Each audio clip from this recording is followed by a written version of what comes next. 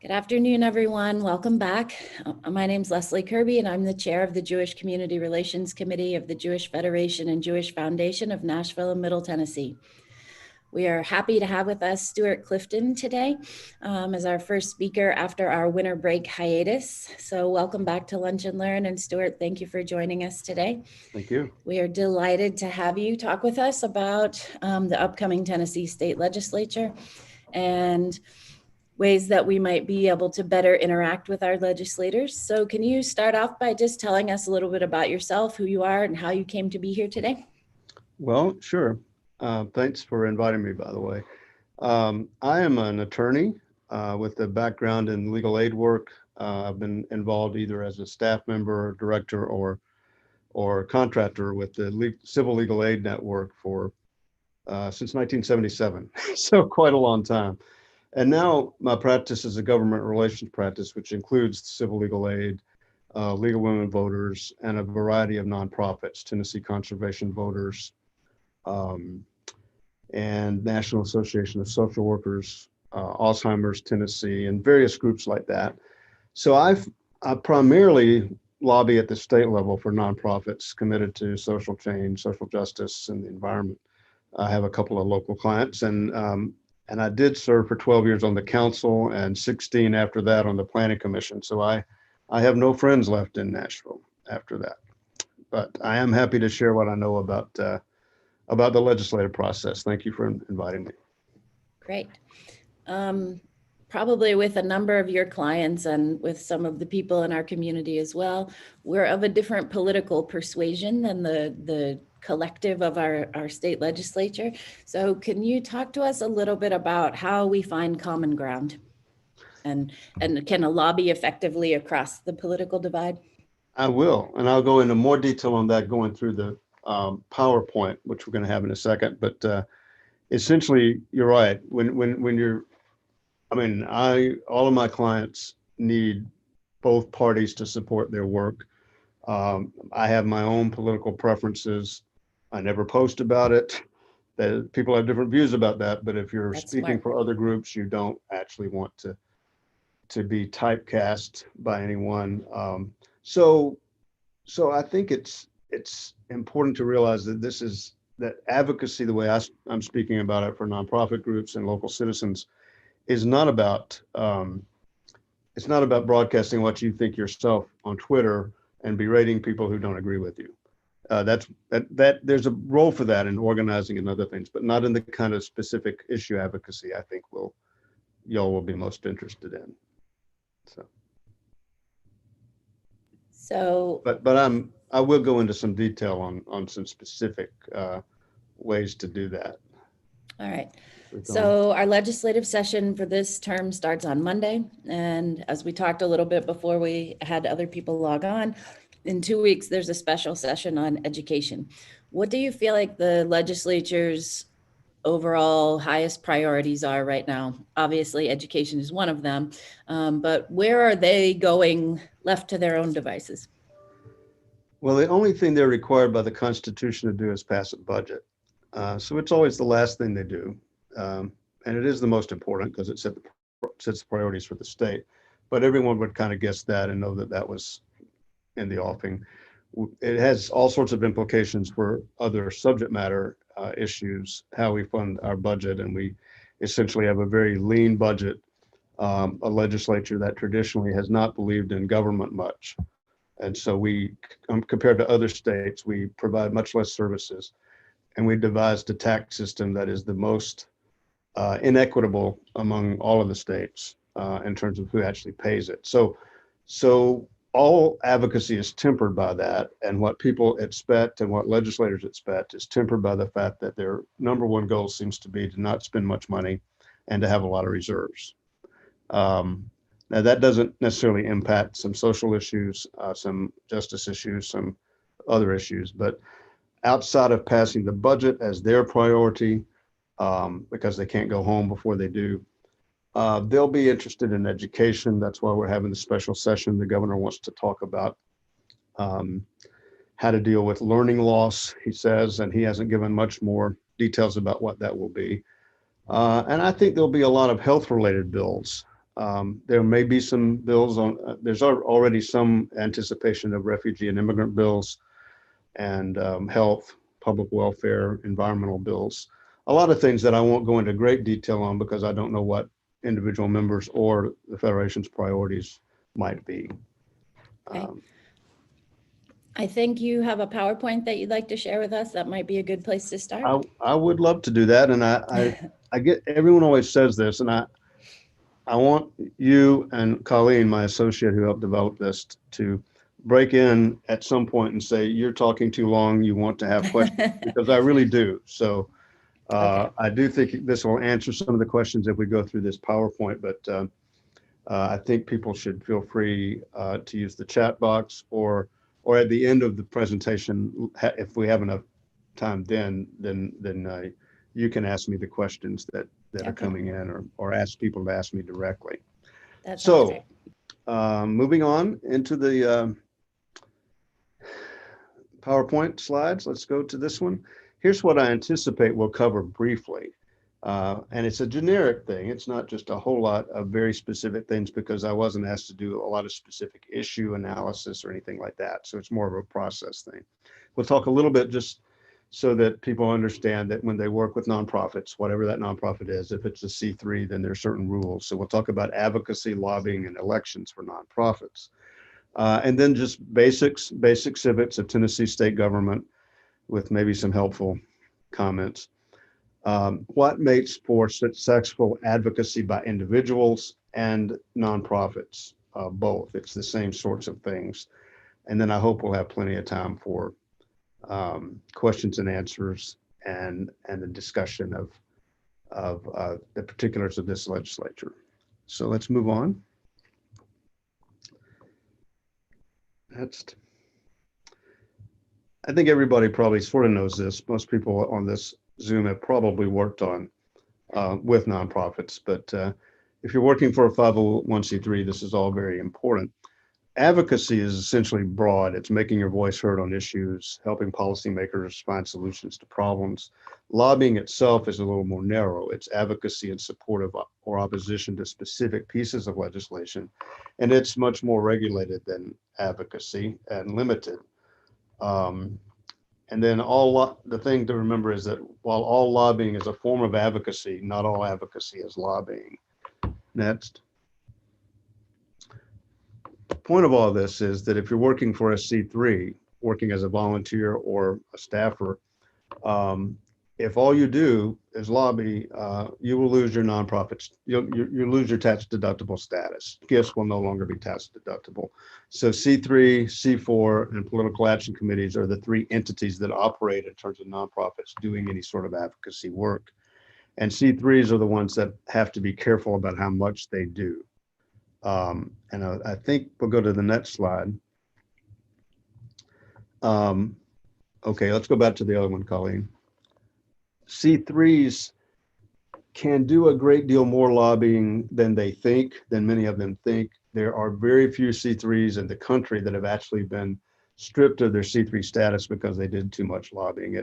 Essentially, most nonprofits use the substantial amount test, and that's a little imprecise. But to my knowledge, there's never been any nonprofit in Tennessee that has lost its C3 status unless they got way over 25% of their entire budget going directly to lobbying activities. People probably already know all this. C4s do not have those limits, but of course, deductions are not afforded to the donor from C4s. And political action committees obviously support candidates and make expenditures. Next. So I'm not spending much more time on this tax stuff, but there are various things that C3s can do in the political realm. And here they are: conduct and promote voter registration efforts, you might guess, conducting nonpartisan get out the vote drives, educating voters on the process and on the political process, as well as the voting process. Next. Hosting forums, hosting debates, creating a candidate questionnaire, having a sample ballot or nonpartisan voter guide, and then continuing to do your legislative and other kind of issue-based advocacy and your lobbying can be done even close to an election under most circumstances. Next. Promoting, hosting a community conversation on a ballot measure, encouraging people to vote, and then voter protection activities. That's now what you can't do is much less. It's not as many things that you can't do. You cannot endorse a candidate as a C3. You can't make a campaign contribution in the name of a C3. And you can't really do a rating system where it's very obvious who you favor on the issues, particularly if it's really close to an election. So that's my introductory course to C3, C4s, and PACs. Now we'll move on to what you sort of maybe wanted me to talk about more. That's. I told you this was going to be kind of basic because I think that's what I was asked to do. In Tennessee, we have 132 legislators, 33 senators, 99 representatives, and most of them don't care what you think. And you wouldn't either if you were there, because you would care what your constituents thought, or people who were smart and gave you money because they knew how good you would be. So we're not talking about a system where you get to know 132 people. We'll talk more about that later. The main functions of the legislature, they do a lot of other symbolic things and histrionics, but they're supposed to enact laws that amend or repeal the state laws of Tennessee. That's what they do. They do a little bit more than that, but that's what they're really supposed to do is change the law or repeal past laws. Next. This is my take, with a lot of help from other people who knew how to do graphics. My take of the nature of the universe. You'll see that the center of the universe is the state legislative branch of our government. And then there's these little orbiting things that are not as important, but still relevant to talk about, such as the executive branch, where the governor is or the president is at the national level, the judicial branch, and of course, local government and federal government. But these are all little satellites that revolve around the state legislature. This is how they think of it. And it's important to remember that they have a very high opinion of what they do and how important it is.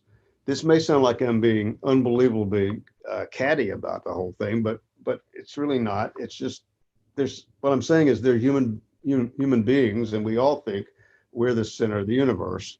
And we all kind of forget that maybe other people know more, or that we're infringing on what they're supposed to be doing, like the judicial branch or the executive branch or the federal or local government. It's just something to remember as you approach legislators, build relationships with legislators.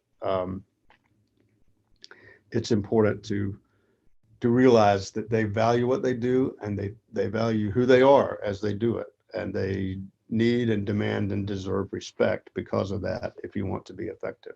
Next. Now we're going to have a test on this one at the end. Not really. I made it sort of, I know it looks a little complicated. My only reason for putting this up here, and by the way, I can ship our PowerPoint off, and people who want to can request it by email from you guys. But the reason I have it here is so I can point out two things. These bills have to be filed with the very same language in the House and the Senate. And they have to go through this process at different paces here at different times. But ultimately, no bill becomes law unless it's passed with the exact same language in the House and the Senate. So you can stop a bill by stopping it in one house or the other.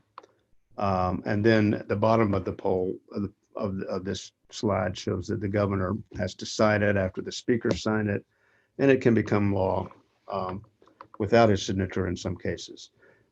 If it gets down to that point, then it's going to become law. Our governors do not veto many bills. Governor Haslam, who often had differences with the General Assembly over his 8-year tenure, vetoed 7 bills in 8 years. And there's a pretty good reason for that. Unlike the federal level, at the state level, it takes the same number of votes to override a veto as it does to pass it. So there's no point, and governor vetoing a lot of bills. And then the legislature gets mad at they override all of his vetoes. So he only will veto those he thinks are very, very important. That's important for people to know, because a lot of folks are thinking in terms of federal terms. Well, we can always get the governor to veto it if it's a bad bill. Not really. Next. A little bit about this year's upcoming legislature. And I gather that not everyone on the call on the Zoom is necessarily an expert on who these folks are and how everything works. So I hope this isn't too basic or too much detail either. This is a year where we had very few new legislators, partly because it's not a president. People didn't retire. That's how we mostly replace. It's very hard for a sitting legislator to lose. Unless it's population shifts or some big scandal. So we only have 10 new representatives and 2 new senators. And we have, as you see from this slide, 99 representatives and 33 senators. Possibly you can figure out what I'm doing with red and blue dots there. Our legislature is Republican. You might have known that. And so both houses are. So there's 27 Republicans in the Senate, 6 Democrats, and in the House, it's, I think, 76 to 23, Colleen, maybe. I think that's right, Stewart. And that is not a big change. It's a net gain of 1 seat in the Senate, which was in Davidson County. And the House party breakdown, while some people lost as incumbents, there was no net change in the breakdown between parties. So this is a Republican legislature. Many of the bills are not seen as or voted as a partisan bill, but they are Republicans. And Democrats often pass bills, but they don't usually pass seminal bills or bills that cost a lot of money. So very few groups are going to be successful in their political agenda if they tie themselves just to the minority party. No one should do that anyway. Everyone has an equal vote in the legislature. You want to treat everybody as someone you need to educate. And so that's kind of self-evident, I guess. Next.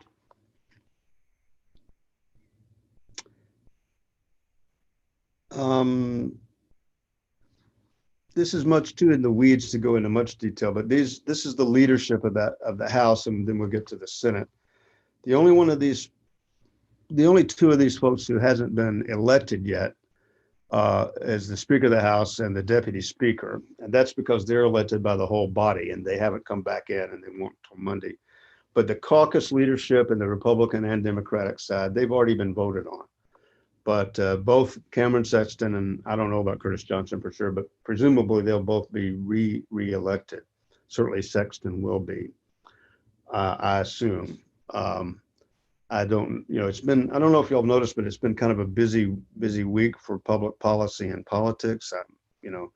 Maybe it's just me, but it seems kind of busy, and in some ways it seems almost silly to be talking about these detailed things when there's such huge value-based consequential things going on in DC. But I'm not sure that everybody is aware that in Nashville this morning, the FBI raided the Tennessee General Assembly and broke into various offices of people who have not been proven guilty of anything. Of course, they apparently had probable cause.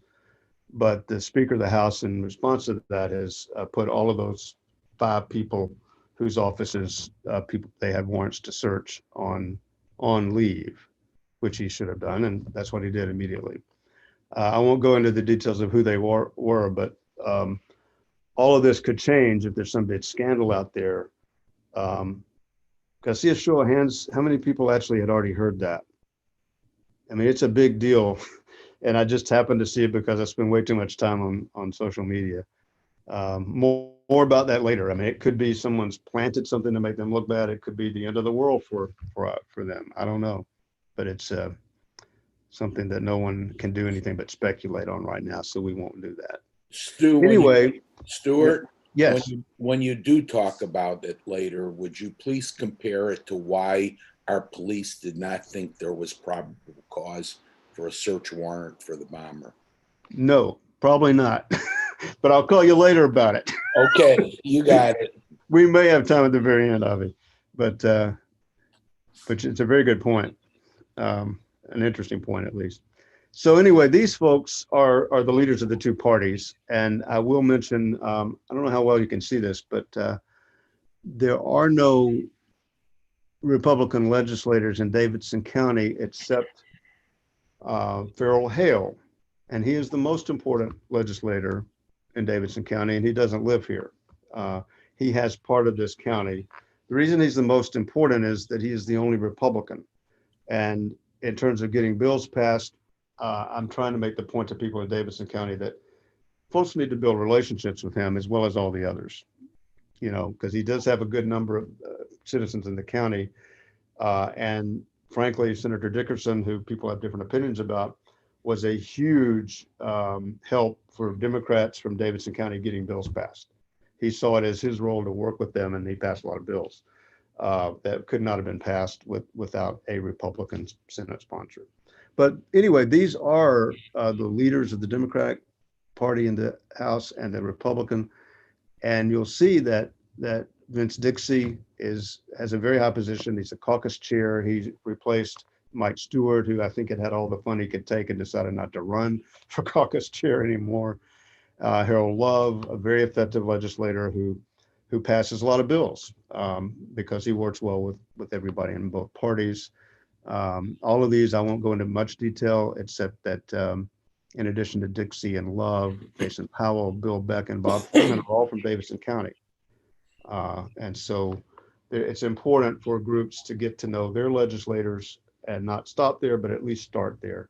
And it is particularly helpful when there's so many and all of these are fairly accessible.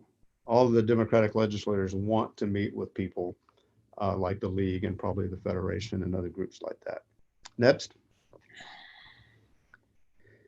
Now, this is the Senate. And again, the only one on this page who is the Republican leadership and Democratic leadership, they're elected by the caucus. So they've already been elected, but Randy McNally, Farrell Hale, who we just mentioned, is a Speaker Pro Tem, and Janice Bowling, they have to be elected again. I do not know if Farrell Hale and Janice Bowling will be elected or want to be elected, but Randy McNally will be the lieutenant governor again. So that's a given. He just hasn't been voted on by the whole body because the whole body is not meeting until Monday. Next. We're going to go quickly through here just so you'll at least have seen these people. These are the Davidson County representatives, starting with House members in alphabetical order. Bill Beck, an attorney who's from East Nashville and is a very affable guy, a very smart guy, and passes a lot of bills because he talks to people and he works well with others and is a good man to get to know. Next. John Ray Clemens, who, by the way, is the only member of the legislature to mention the word Jewish in his biographical material. And it's kind of interesting. It's very important to me to know this because relationships are all important, and a lot of relationships come out of religious faith, connections like that, occupations, where you went to college, and a lot of things like that that are readily available. But it's somewhat unusual for Tennessee to have no Jewish senators or representatives, since 3 of the top ones in the last 30 years, top representatives and senators were Jewish, but they've moved on to other things. Matt Kisber is now the founder of a solar company that is very successfully spreading solar across the country. Steve Cohen has now been, since 2006, a congressman from Memphis, and Andy Burke is the mayor of Chattanooga. So 3 of the most consequential legislators in the last few decades have been Jewish, and that's going back through history. I'm not charging anything else extra for this anecdote, but you may have heard a little bit about the the 100th anniversary of the 19th Amendment and how it all happened because of this wonderful young man, Harry Byrne. Well, Harry Byrne was only important because of another wonderful young man, and y'all may know all this, I don't know, but his name was Joseph Hanover, who I've known of for years because I'm a native Memphian, and he was a legislator at the time in 1920, and he was asked by Carrie, let's see, what's her name?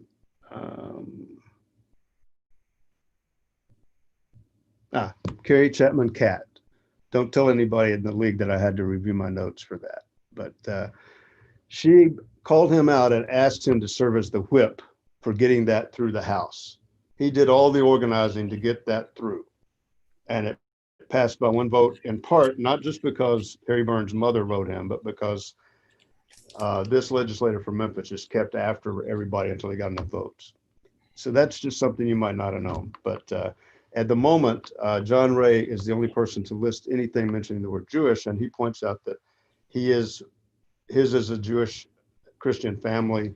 You may know all this, but his wife Tamara, and I think John Ray himself may be somewhat present and active at Congregation Micah. So, but there's no one else that as far as I know in the General Assembly who has any ties, family ties or personal Hey, ties. Stu, Yeah. on another occasion, you need to tell the group about your wonderful story of Harry Burns jumping through the window. Yeah, well, I made some of that up, but I'll be glad to. It's a great story. Y'all have to have me back. Avi's going to have me telling lots of stories here, and I'm happy to do it. But anyway, moving on to the rest of the delegation. Vince Ditzy, I just mentioned, is kind of a rising star, is in his second term and is already a leader in the House. Next, Bob Freeman took a seat that had not been Democratic for years. It was Beth Harwell's seat. And he's been there for just 2 years now and was just reelected without any opposition, Democratic or Republican. And he can pass bills and is a good guy. They're all good guys. Everyone's a good guy or a good person. Next, Darren Jernigan from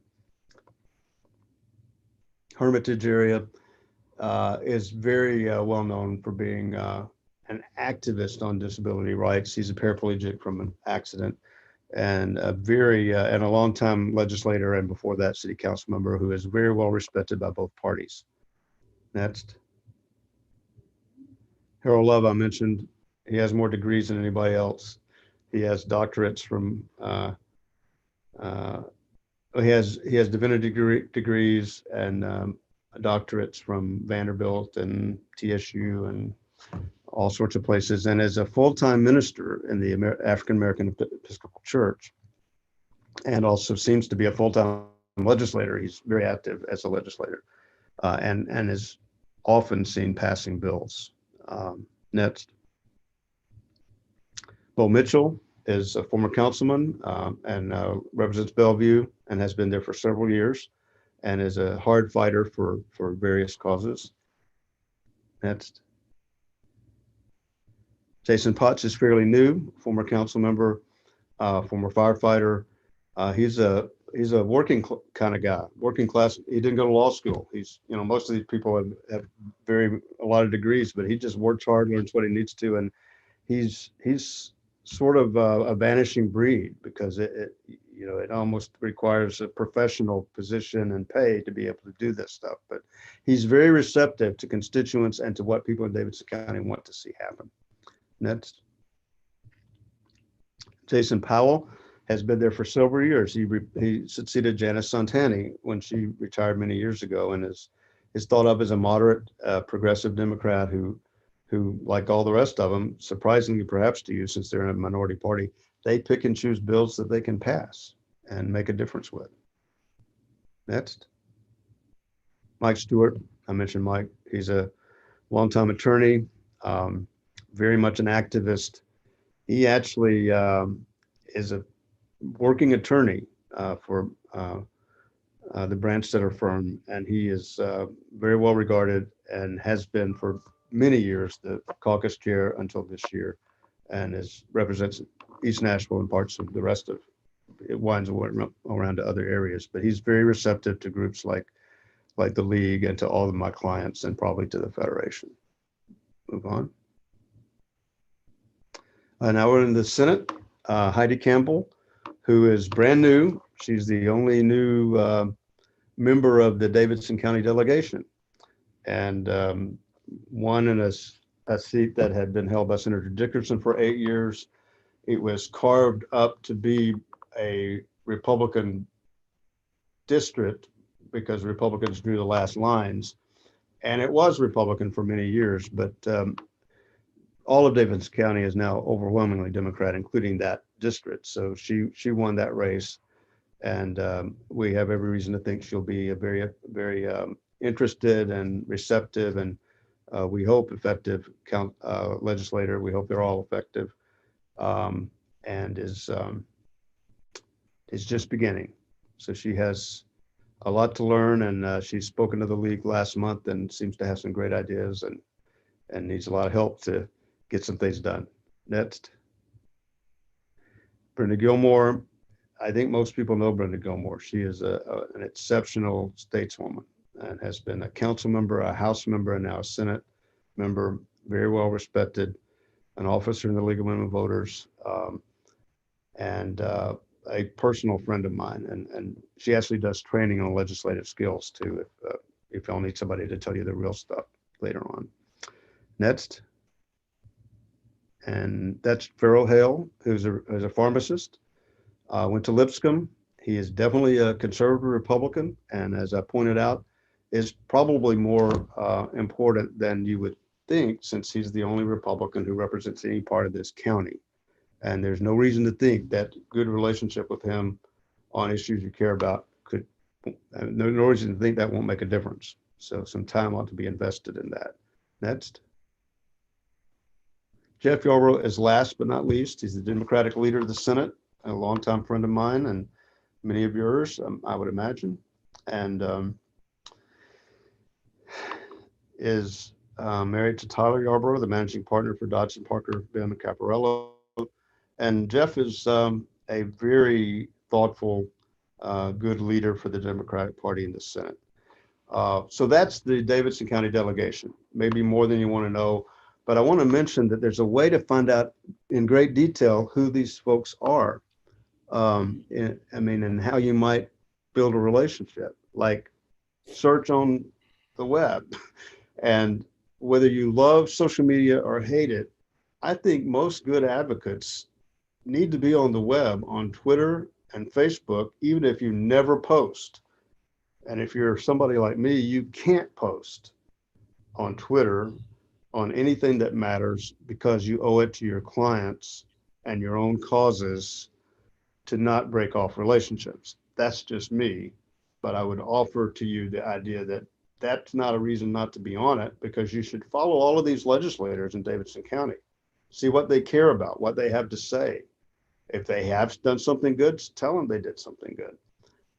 So that's one thing that I wish more people would do, is follow, not necessarily for the standpoint of becoming close friends with people, but of finding out, what do they talk about? What do they care about? Who do they seem to admire on Facebook and Twitter? And by using the web, you can find out any number of things. What kind of religious tradition are they from? How do they make their money? What groups support them? What have been their favorite causes? Have they been in trouble? A lot of very specific research needs to go into serious efforts at building relationships and impacting the Tennessee General Assembly for causes you believe in. Next. I think we've got to get moving here. And maybe we'll have a part 2 sometime, because I do want to have plenty of time for discussion. You're going to be able to read this with what I send out if you want to request it. So I won't go over all this. We basically just what I was talking about. except to say that the first thing 8 years ago when Steve Dickerson won that race, no one in the league knew him, but they knew that a lot of them lived there. So in December, before he took office, we had a great meeting with him. He was taken by the league and what they thought. He actually became quite an advocate for voting rights, for open government, for all of the league's priorities, as his successor will be, Heidi Campbell. But it was because he built relationships early and we cultivated him. Now, Heidi Campbell's going to be the same way. She was our speaker in December. And I just point that out. There's ways to get to know people, even in a time of COVID. Legislators will be using Zoom. They do use Zoom, not just for official meetings, but for meetings like this. I was on a meeting with 2 legislators yesterday for an hour, and they wanted Zoom because they wanted to see who they were talking to. Moving on now. This is an important thing. We have the best website in the country. Seriously. It is well done. It is clear. It has all sorts of stuff. It has every sort of video hearing contemporaneously and on file and committees and everything else. You can find out what's going on with your bills. There is I think a video about how to use the website and about the General Assembly and process generally. And as you can see, you can simply search for the bills and legislators on that page. And you can find out who your representative is, which may sound silly, but if nobody's been opposed for a while, you don't know. You just put in your address and there you go. Next. So there's some things that could be coming up in the 112th General Assembly. Next. And here's some relevant issues. I wasn't asked to talk about issues, but I decided to throw these in. I'm not an expert on some of these, but I do know that there's interest in a bill that was around last year about anti-Semitism awareness, may be refiled. I think the reason it didn't pass last year was probably because they had such a short session. They didn't pass many bills at all. All these others are just for you to think about. These are all built, not a lot of bills have been filed. Of course, they're not really back yet. But all these could be huge things. They probably will be. I don't know if there'll be a specific textbook related issue that's a bill as opposed to a personality or whatever, but we don't know. Refugee issues, we continue to be a state that tries to find ways to ban all refugee resettlement. We've now lost that battle. The state has lost that battle in the courts, which have said you can't do that. But there's still going to be a lot of refugee related issues. And redistricting, this is the year. And they have to do it sometime this next year because early in 2022, they'll have people filing for Congress and filing for state legislature. So the league, I know, is very interested in that, and you may be too. And school vouchers, which of course has been a big issue and will be, especially since this last year, our attorney general argued to the court, which was skeptical about why this should just be in 2 counties, that, well, we all know, the whole world knows this is going to be in 99 counties, not just these 2. This was just the first step, which is not exactly the way they sold it to the legislature.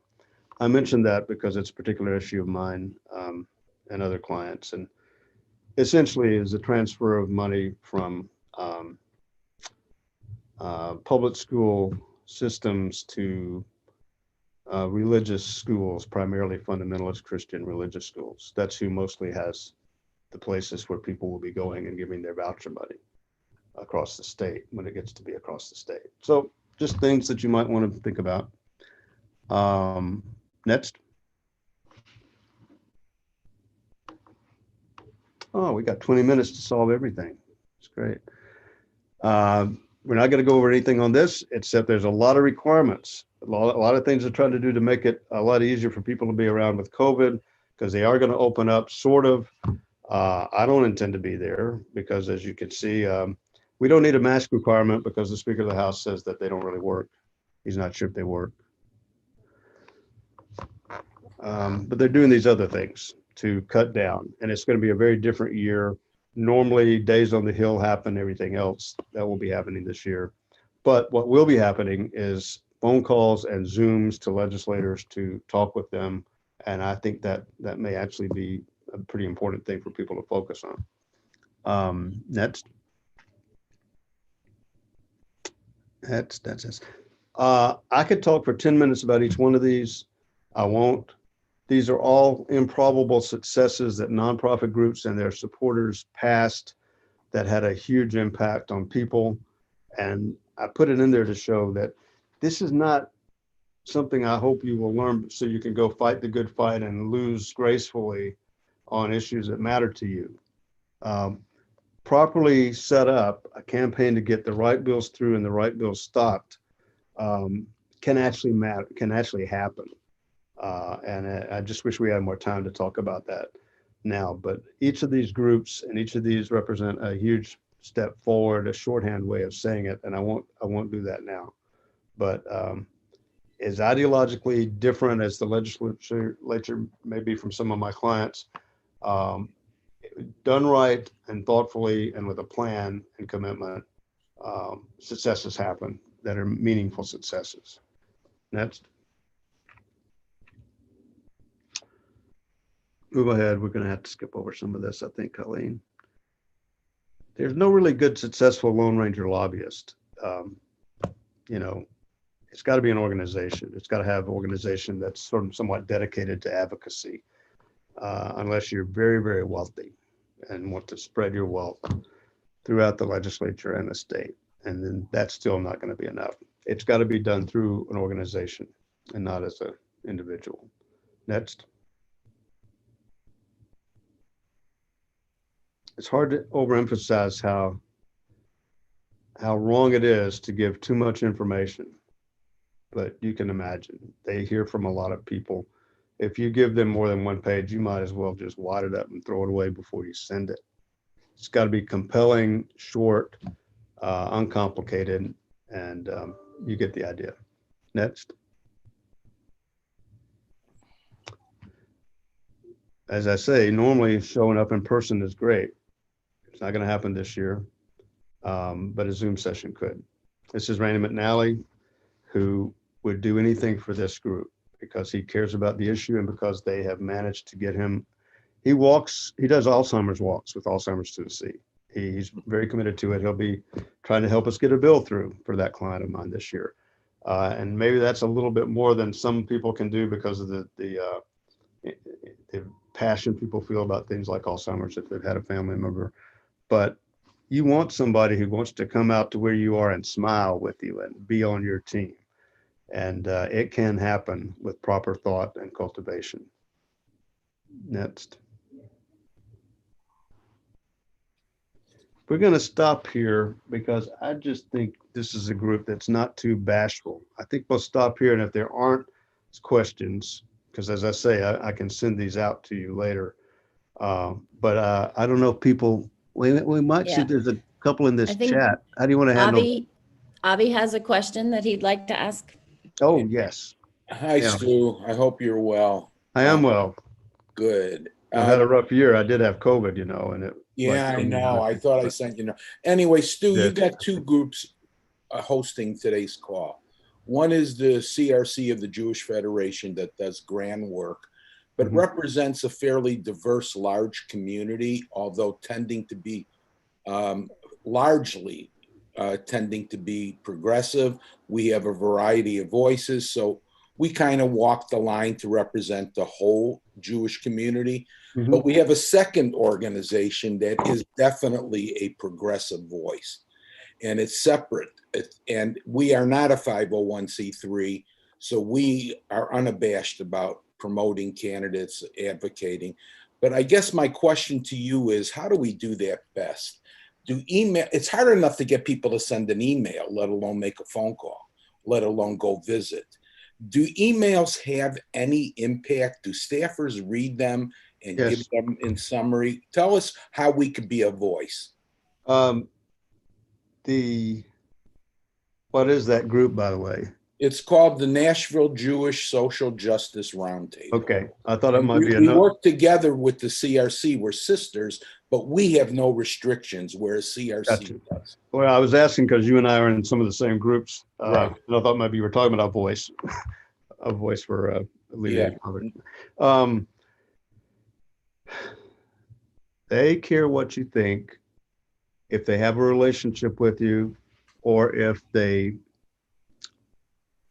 recognize the address. That's why every time you call a legislator's office, the staff person will say, now, what is your name and address? Because if it's an address that's not in their district, they're going to throw that away. If they haven't heard your name or your organization and you call them up, they're going to say, that's interesting, but not too interesting. They care a lot because they get very little calls, unlike the federal government. They get very little calls on things other than abortion and taxes. People don't call them. They don't. So if there's 5 or 6 people who call about a bill from their district that makes sense, they're going to vote for it, unless it's a key bill that their party hates and has told them to vote no on. So it's not out of the question, and that's why it has to be a group, because you can only be in one House and Senate district yourself. But if you're with other people and really organize yourself, you can make it spread. They do care what their constituents think, and people they know or who can reference something in a letter. Like, you might not remember me, but we were in the same, we went to Swanee together and we weren't in the same class, but weren't those great days? I mean, I didn't go to Swanee, I just made that up. But you get the idea. It's about relationships and building them on behalf of you and the organization you're with. But emails from groups to 132 legislators where they don't even know your name or name of your group, that doesn't do it. But we better move on to another question. So yeah. Can you talk to us a little bit about one thing that happens in Nashville that is kind of interesting is that the state legislature sometimes passes bills to prevent things that the local government has passed. Yes. Can you talk to us a little bit about that process? And people tend to not like that. So what are some effective ways to try to deal with that? Yeah, it's a really crass thing. I mean, these are, most of the legislators really hate the federal government because they think more power should be local and that they're the best at what's good for Tennessee. And yet when it comes down to Nashville and other cities, they just decide that they can use that power, and they do have the right to do that. They absolutely do. Under our state constitution, the state is the basic unit of government. They can abolish a county if they want to. That's the sad thing. And so, yeah, Metro Nashville and Nashvillians have been hurt very much by some very bad moves at the state to usurp and invalidate local laws and regulations. It has to be relationship building. It has to be, it's not something that is illegal, unfortunately. So that's my quick answer, since we're 10 minutes away from closing time. Right. Other questions? Anyone else who has questions, you can unmute yourself and ask directly if you'd like to. Hey, Tina. You don't have to have a question. You can ask me anytime, you know. Hi, Stewart. Stewart, I have one last question, and that is the latest appointment Lee made. I can't remember what he appointed this lady to, health, but she comes to us with a previous experience working with refugees, which is an important issue for our group. Mm-hmm. I was kind of excited that this person worked with refugee resettlement. Lee appointed her, which was amazing. Do you think she can open up the doors again to refugee resettlement? Maybe so. I mean, right now, the courts have, I mean, I don't know. I'm not an expert enough to say. I do know that there is nothing more maddening than the way the legislature has dealt with refugees and with that whole resettlement program. We've lost in the courts. Tennessee's lost in the courts because it was unconstitutional and all this. I don't know, Abby. I'll have to think about that. I don't really know who that is actually yet. So send me something about her. I will. I'm just proposing to our group on the call that we start a relationship with her because she may be opening up doors that have been closed. Right. We have a few more minutes, and I did end thinking there might be more questions, but let's go back if we could, Colleen. Wait, I'm sorry, looks like Marcia has a question. Marcia. Oh, Yeah, okay. I do. I'm sorry, I missed a lot of what you were talking about because I had to talk to an underwriter for insurance. Goodness. Can I ask an insurance question that's been bothering me for a long time? You may. I may not know the answer, but you may. For Okay, sure. this is a problem. As an insurance agent, I'd like to see something happening with credit checks. You know, as I'm getting older and my friends are getting older and everyone pays everything in cash and they don't have credit, which is a big issue because if you stop using credit cards and you pay off your house, you don't have credit. So then people's credit falls to the 500, 600 or low 7. And then the insurance company doubles your insurance rates.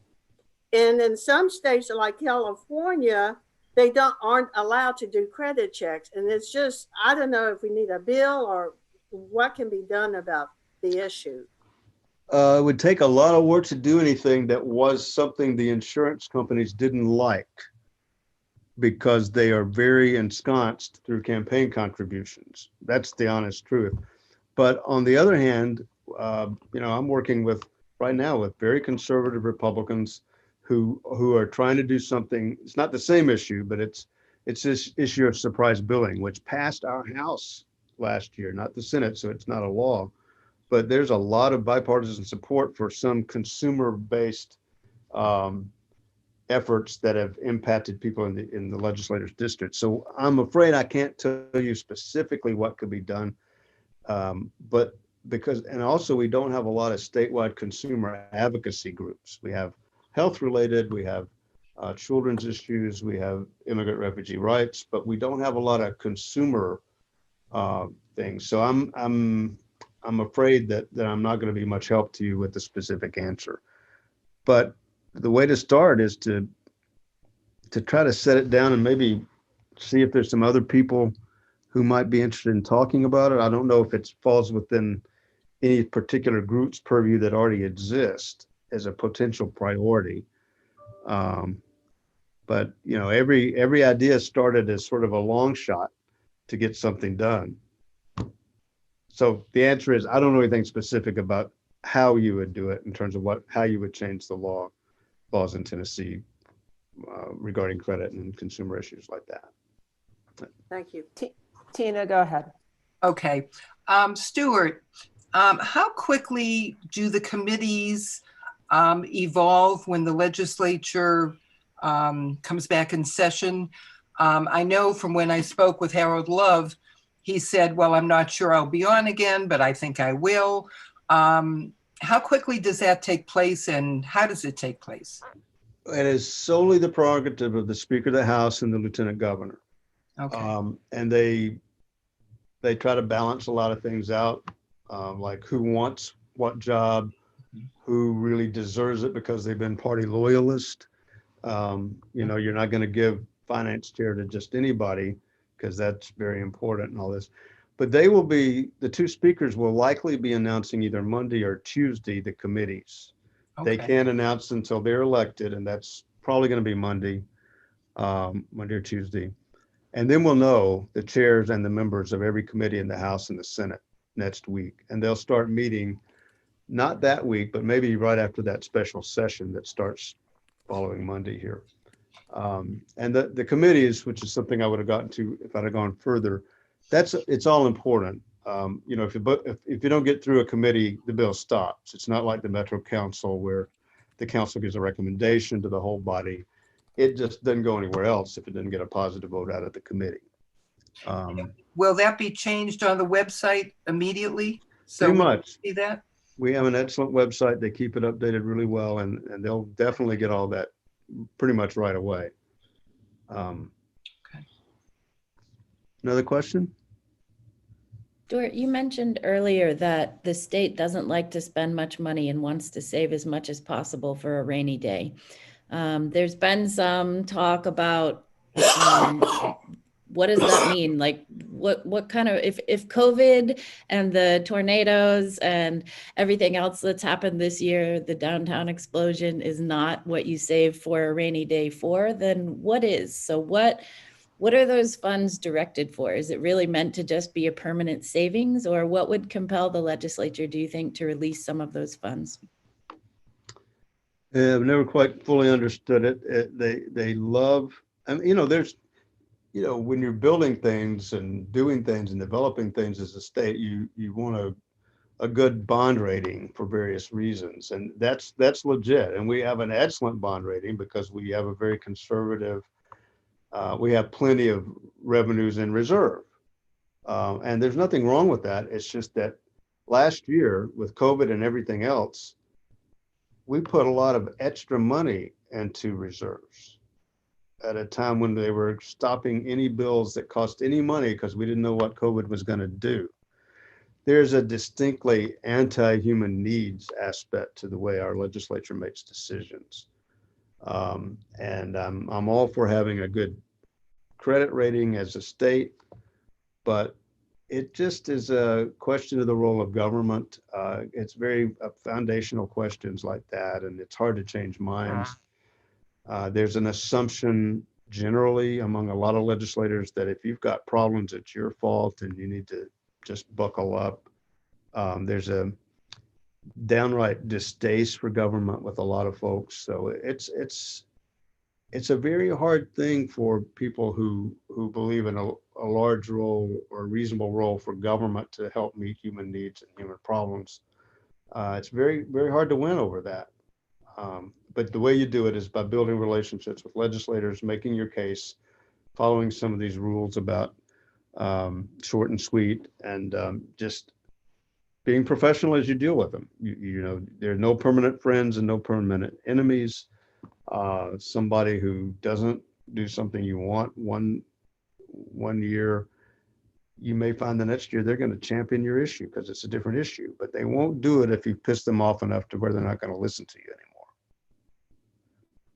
Maybe that's a All right, good we're ending point. almost at 1. Is there anybody else who has a final question they'd like to ask?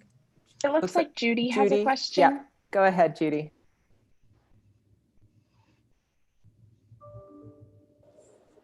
Going back to the issue of money, how do we overcome the financial backing of major either lobbying groups or business groups that essentially, buy the legislators?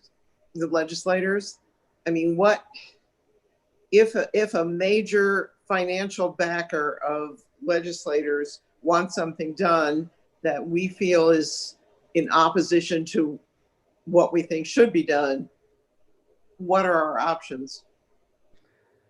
Well, obviously it's hard for incumbents to lose. That's part of the problem. So because they have so much easier way of raising money. So that's the problem.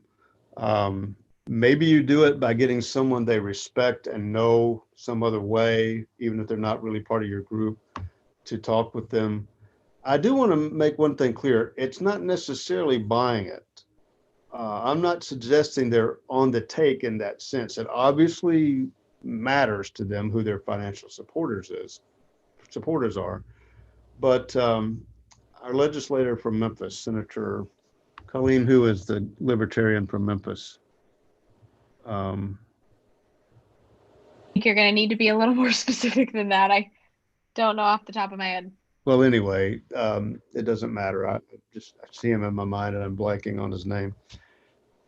He actually believes in libertarianism, and that a lot of people do. I'm not saying that's right or wrong, but he genuinely believes, not because somebody's giving him money to believe, but he genuinely believes in the gospel of Ayn Rand, and that government is evil and that it hurts people to help them.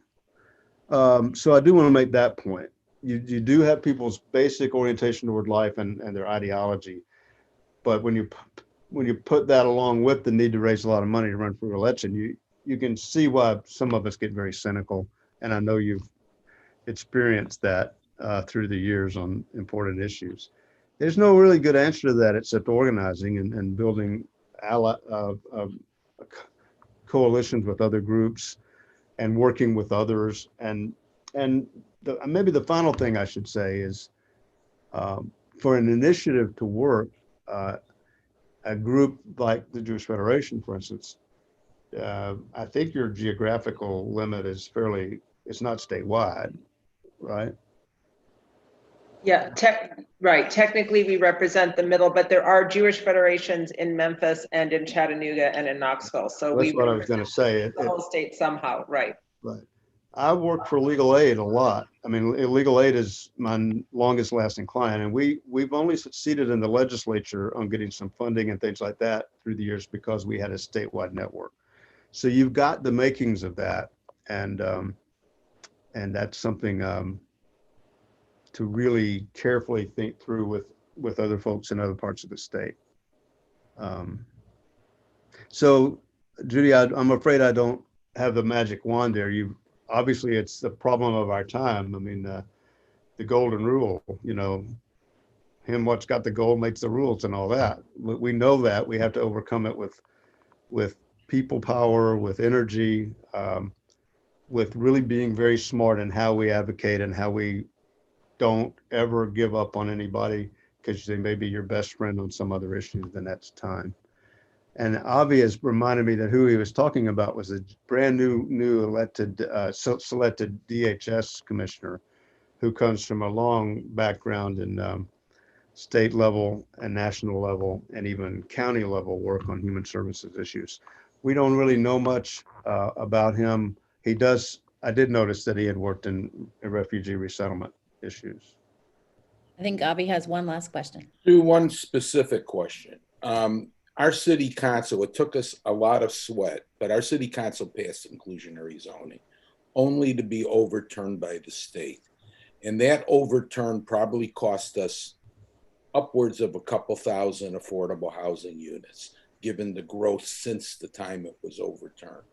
Yes. We want to get back to inclusionary zoning. Any suggestions on how the roundtable, maybe Federation, a voice, NOAA, any specific strategy you might think we should engage in to bring that back up? Do we need a sponsor? You mean for the purpose of making the arguments or passing the bill? I guess it would, I don't know. Do we need to create a new bill and try it again? They overturned the inclusionary zoning ordinance. Well, my point is, do you want to have a vehicle to be able to get in front of people and explain why we feel the way we do? Or do you really want to, which is not going to happen in 1 year. It's going to be, I work for clients who have long range interests like the league, which, it took 100 years or so, maybe more to get the 19th Amendment. But there are reasons to put something forward, even if you don't think you could actually pass it this year. That could be one of them, one of those issues. Have somebody file it so you can begin having something to talk to people from. But it's not going to be easily passed because of. So we can't ask them to repeal a decision they made. But that's amending the state code. That is what you'd be doing with any way to look at it. I mean, okay. They did specifically through legislation overturn Metro's plan. Correct. So another piece of legislation could clarify that it is perfectly fine for local governments to do this under these conditions. So it could be done. Okay. Thank you, guys. I hope this has been helpful. It really has. Thank you for joining us today. Thank you all. Thank Just you. as a quick reminder, next week we are on again next week. Our guest will be Cheryl Gwynn, who's a board member of our local Nashville NAACP. So Mr. Clifton, thank you so much for your time. We really appreciate it. And once you send me the PowerPoint, I'll share it with anybody else who's interested. So thank you all. Have a quiet weekend. Deb, Yes. just a thank you to Stewart for his legacy, long legacy of justice work. on the behalf of many nonprofits. Thank you, Just an Alex. amazing, amazing journey Stewart has traveled.